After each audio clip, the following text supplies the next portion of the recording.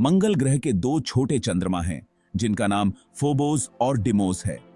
ये दोनों चंद्रमा बहुत ही अद्वितीय और दिलचस्प हैं और मंगल के चारों ओर तेजी से परिक्रमा करते हैं।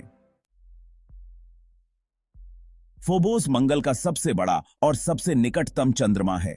इसका आकार आलू के जैसा है और इसका व्यास लगभग 22.4 किलोमीटर है।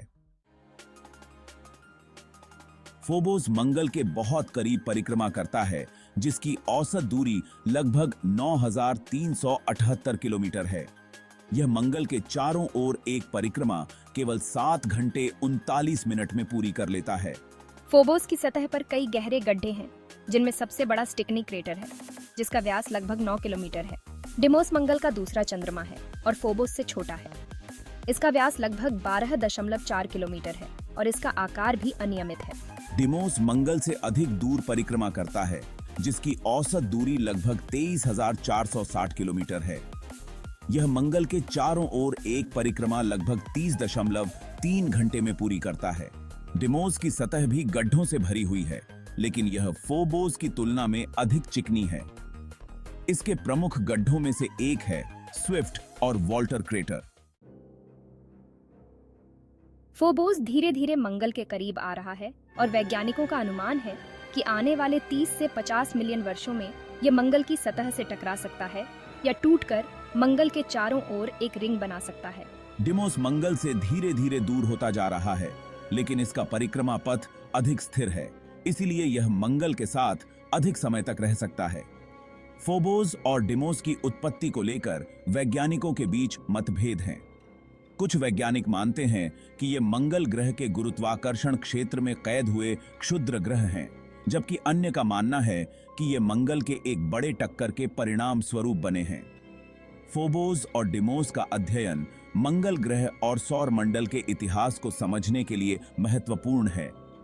आने वाले मिशनों से हमें इन चंद्रमाओं के बारे में और भी जानकारी मिल सकती है, जिससे हम इनके रहस्यों को और अधिक गहराई से समझ पाएंगे। So let's talk about Deimos, the smaller moon of Mars. It's quite fascinating, actually. Deimos is much smaller than Phobos, with a mean radius of about 6.2 kilometers. It orbits Mars at a distance of roughly 23,000 kilometers, which is, quite far compared to Phobos. Despite its small size, Deimos plays an important role in the Martian system. Deimos, the smaller of Mars's two moons, has an irregular shape and a smooth surface. It's about 12 kilometers in diameter, making it one of the smallest known moons in our solar system. Phobos, on the other hand, is slightly larger, with a diameter of about 22 kilometers. It orbits Mars at a very close distance, completing one orbit roughly every 7.5 hours. Its surface is covered with a layer of dust and loose rocks. Phobos is gradually spiraling inward toward Mars. In about 50 million years, it's expected to either crash into the planet or break apart and form a ring around it. Deimos, however, is slowly moving away from Mars and might eventually escape its gravitational pull. There are several theories about the origins of Phobos and Deimos.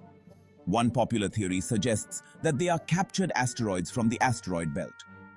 Another theory proposes that they formed from debris left over from a massive collision on Mars. And there's also the possibility that they are remnants of a larger moon that broke apart. Studying Phobos and Deimos is crucial for understanding the history and evolution of the Martian system. These moons may hold clues about the formation of Mars and its potential for past or present life. Moreover, they could serve as stepping stones for future human exploration of Mars and beyond.